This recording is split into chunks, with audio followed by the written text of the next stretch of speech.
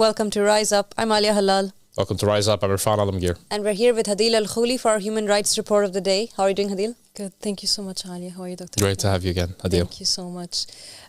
So we have news again, this time from Malaysia.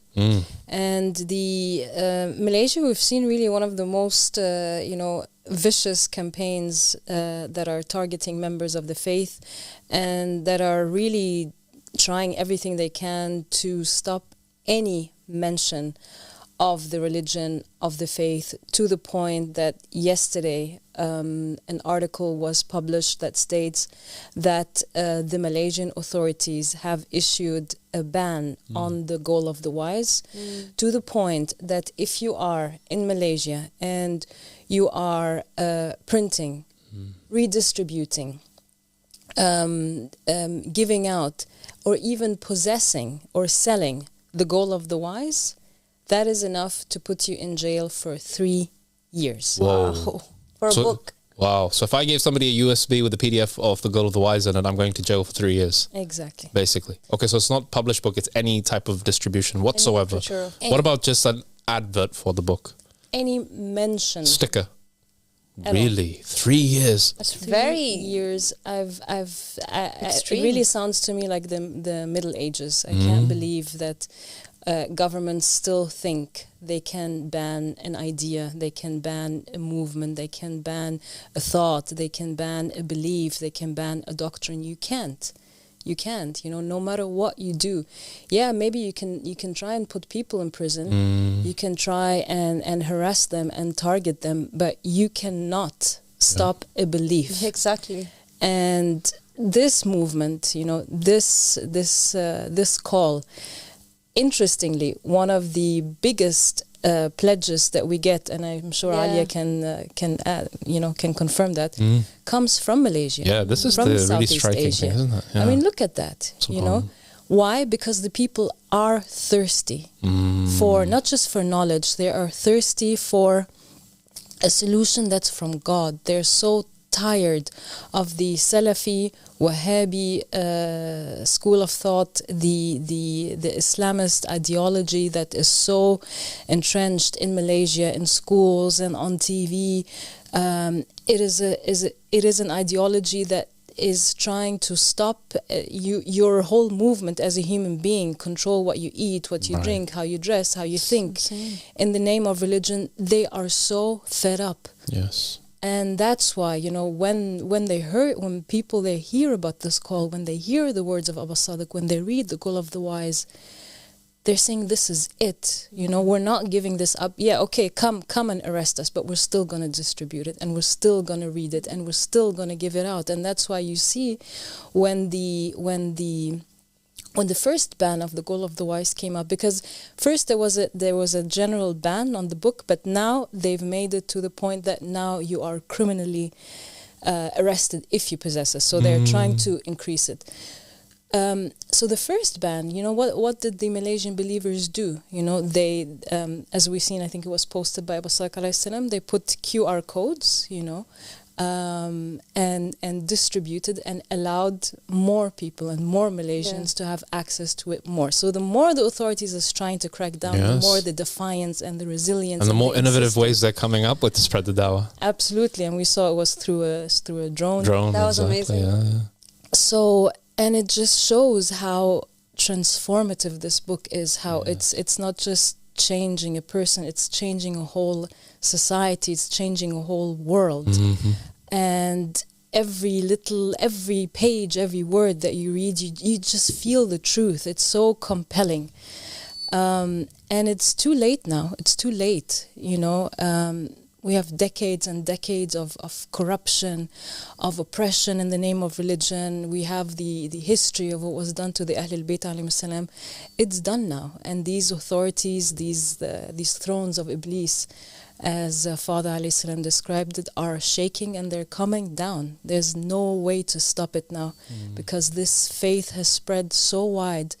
And it has really, like I said, transformed people from every nation that they can't stop it now. Yeah. It's like whenever there's the banning of an idea, you know it's the beginning of a serious problem for any administration or government or at any level. When you start to say no to an idea, this means that there's something deeply wrong at a society level, at the brass tacks of that society, right? So if the government of Malaysia, and by the way, Malaysia, what a wild card. If you'd said to me at the very beginning when we came to the UK, that the country that would give us the most headaches and reject out the works of Asadiq would be Malaysia, Wouldn't have believed that. Wouldn't have believed it, because I've had lots of contact with Malaysians in the UK from primary school all the way to university level, and I've always found like them to be more like the moderate, but actually the at the very top level of government, they have a very, like you said, Adil, a Salafi approach, an absolute no to ideas, and this is the real problem. I mean, no other country has banned and put a prison sentence up for 3 years other than Malaysia. For the Absolutely, book. for the book. And you know, I've been to Malaysia. The people themselves are, like I said, they are so fed up.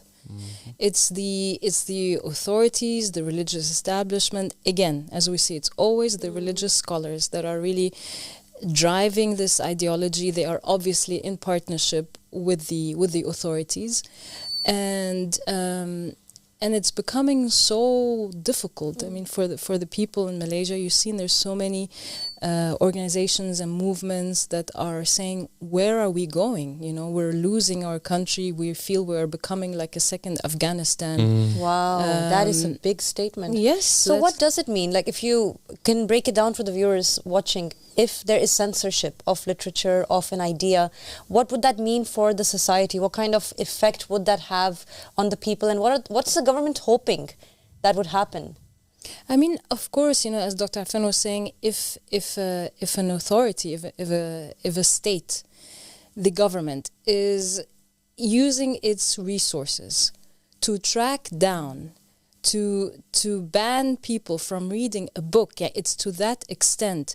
That means that this idea, this movement, is very threatening to them, that there is something that, to the point, I mean, imagine how much resources, government capacities you need to now invest to imprison anyone who has possession of the book. I mean, you have enough problems to deal with in the country. You know, maybe worry about the poverty, maybe worry about the infrastructure, maybe worry about issues of inequality, you know.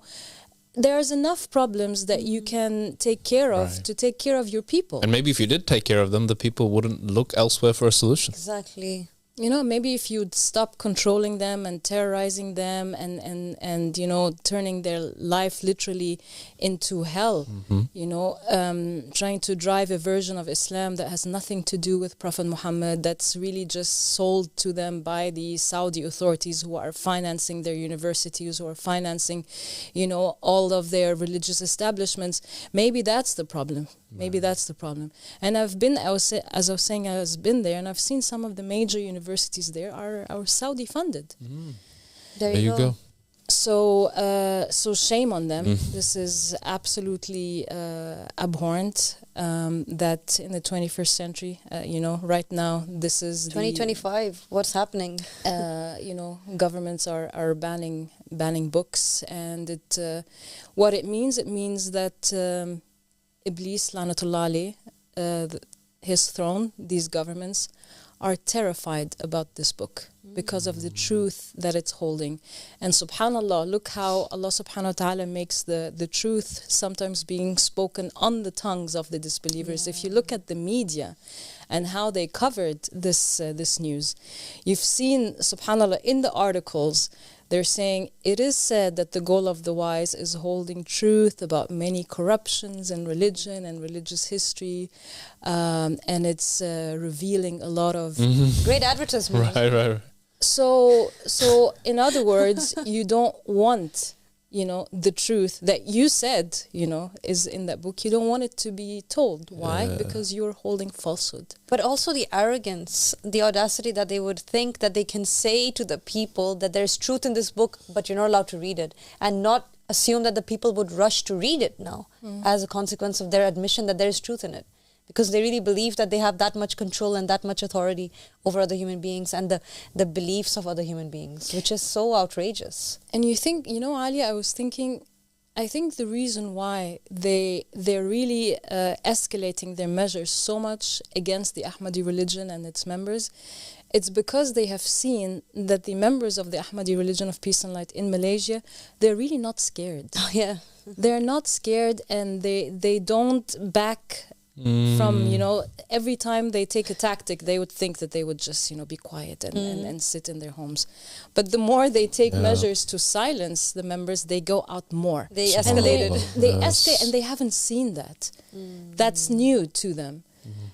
And I think this is what's going to be spreading in all of the Malaysian society, and the Malaysian society, they're incredible people. The They time must I've be if spent they there. have such interest in this call. Absolutely. And I think it's like I said, it's game over now for these authorities, and these tactics of control and trying to suppress freedom of opinion, freedom of expression, freedom of assembly, freedom of religion.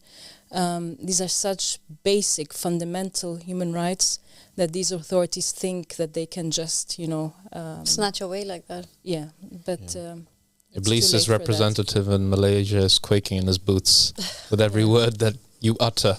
And I think the people of Malaysia are backing up their faith through action. Yeah. And this is what's going to make the difference. And I'm really happy to hear, Hadil, that they are actually increasing their efforts in the face of such persecution. And I think it's a great lesson for all of us. yes, absolutely. So Thank you very so much. Thanks, Adil, for that report. And keep going, guys. Don't stop fighting for your freedom. If somebody stops you from reading a book, there's a problem there. That's something to look into. And we're going to be going to a short break now. So stay tuned, and we will be right back.